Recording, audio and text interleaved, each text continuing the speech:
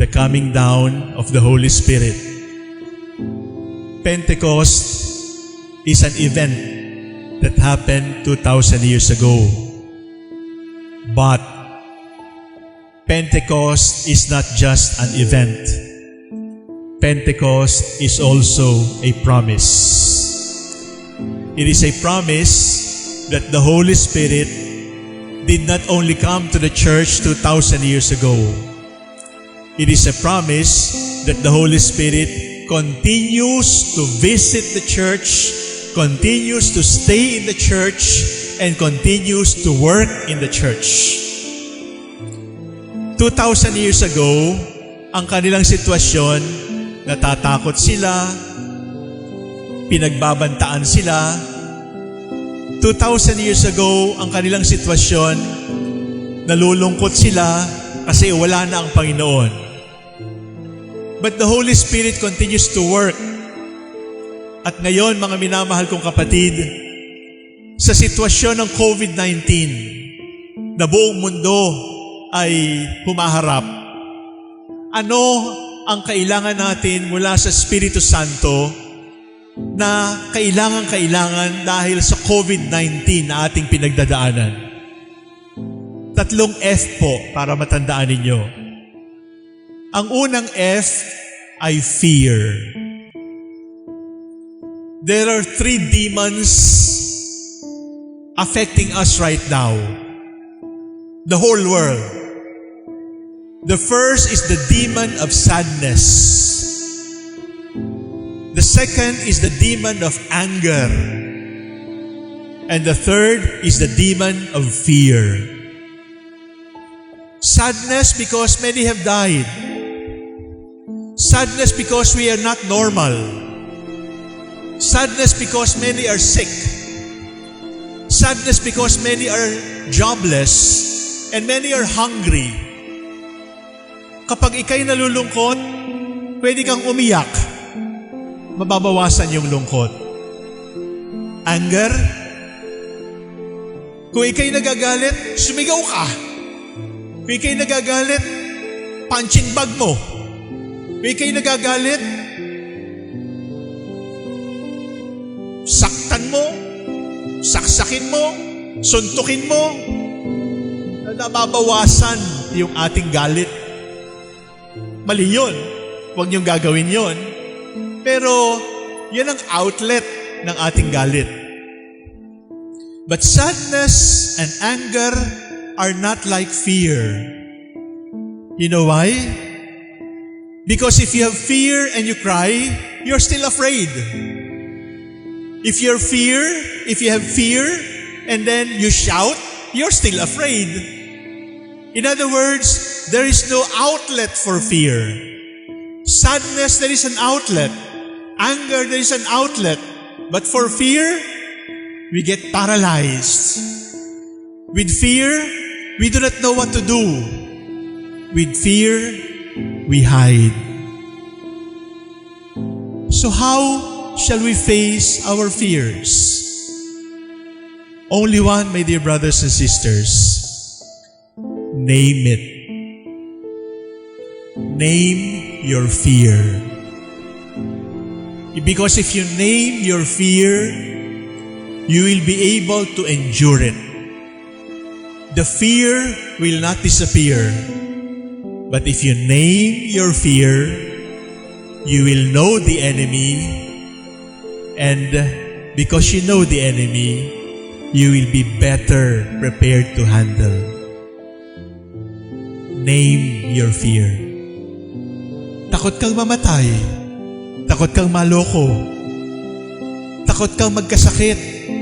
Takot kang maiwan. Takot kang mag-isa. Takot kang magutom. Takot kang masagasaan. Takot kang mahuli ng pulis. Takot kang mabasa sa social media. Marami tayong takot. But name your fear. Because when you name your fear, you are already one step forward in fighting it. Name your fear. So today on Pentecost, we ask the Holy Spirit, Lord, help us to name our fears. We might not be able to remove the symptoms. We might not be able to remove the causes. But at least, Lord, name our fears for us.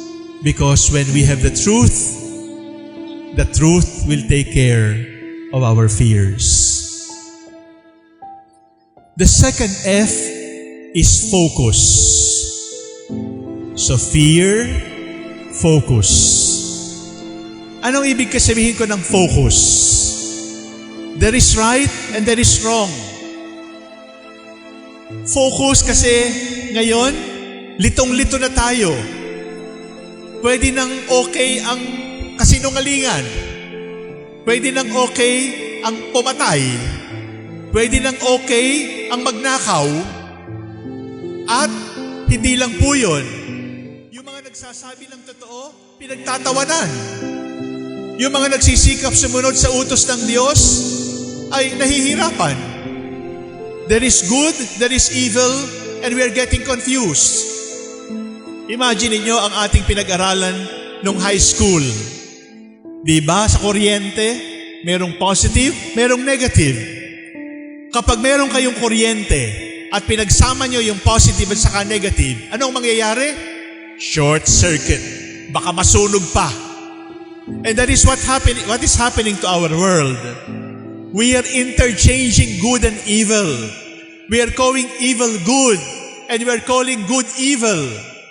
Do you remember the book of Genesis? The Lord told our first parents, you can eat, you can touch all the trees, except the tree of the good and evil. Do not touch it. But our first parents touched the fruit of the tree of good and evil. And what happened? Confusion. What happened?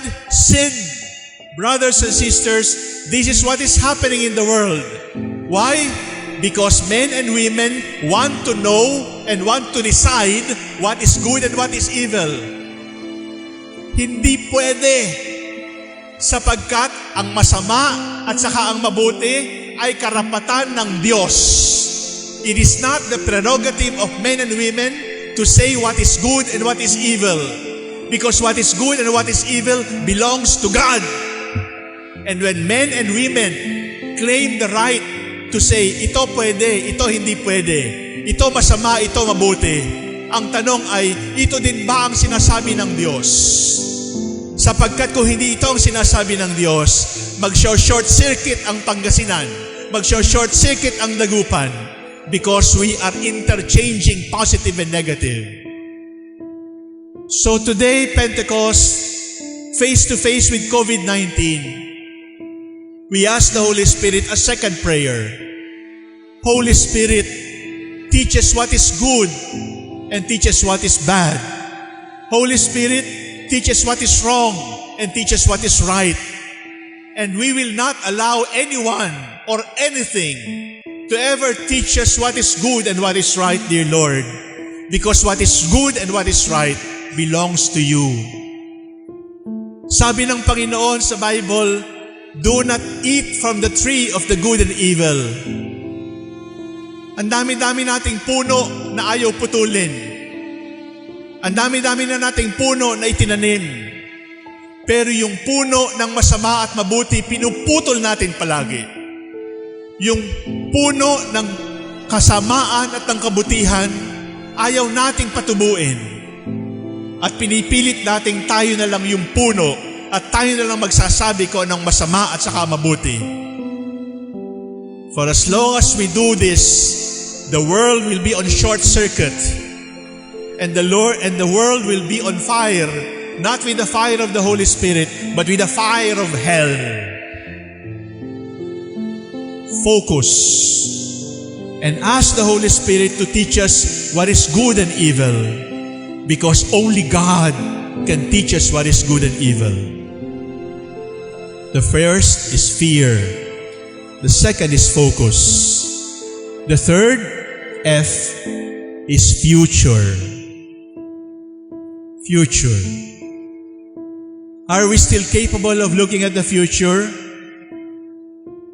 pansinin po ninyo, anong hinihintay natin? Sana bumaba na yung quarantine. Sana maimbento na yung vaccine. Napakaiksi ng future na ating inaasahan. Yun na lang ba ang future natin? Vaccine? China? India? Italy? Yun na lang? Ang future na lang ba natin ay depende sa mayor, sa governor, sa IATF, kung kailan ibababa yung quarantine? Ganun na lang? My dear brothers and sisters, the scientists can give us the vaccine.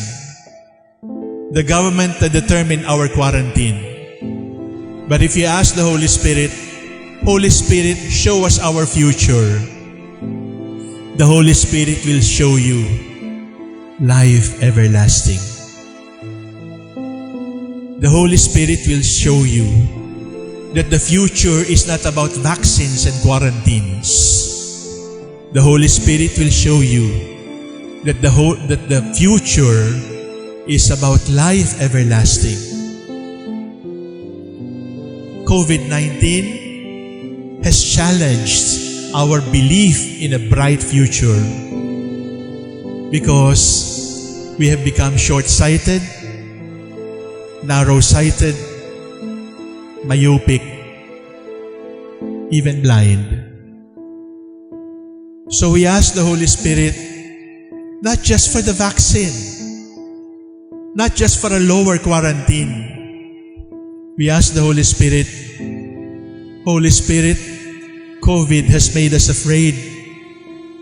Help us to name our fears. Holy Spirit, COVID has caused our short circuit. We are getting confused with right and wrong.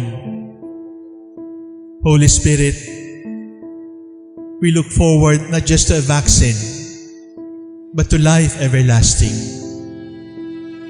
Because the Holy Spirit, if you ask the Holy Spirit to come to you, will teach you. Ang pinakamasamang pwedeng mangyari sa iyo ay hindi mahawa. Ang pinakamasamang pwedeng mangyari sa iyo ay hindi mamatay dahil sa COVID. Ang pinakasamang pwedeng mangyari sa iyo ay magkasala. The worst that can happen to us is to fall out of the grace of God. The worst that can happen to us is eternal damnation instead of life everlasting. Holy Spirit, we are afraid. Name our fears for us, and we will be able to endure. Holy Spirit, we are confused and out of focus. Show us what is right and what is wrong. In spite of the surveys, in spite of the numbers, in spite of the votes, only you can teach us what is right and what is wrong. Not surveys, not popularity, not opinion. Holy Spirit, lead us into the future.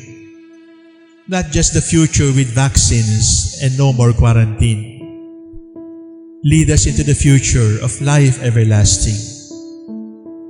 Because the worst that can happen to us is not death or sickness. The worst that can happen to us is to live in sin. The worst that can happen to us is to go to hell. Holy Spirit, increase our hope, increase our truth, increase our faith. Holy Spirit, come.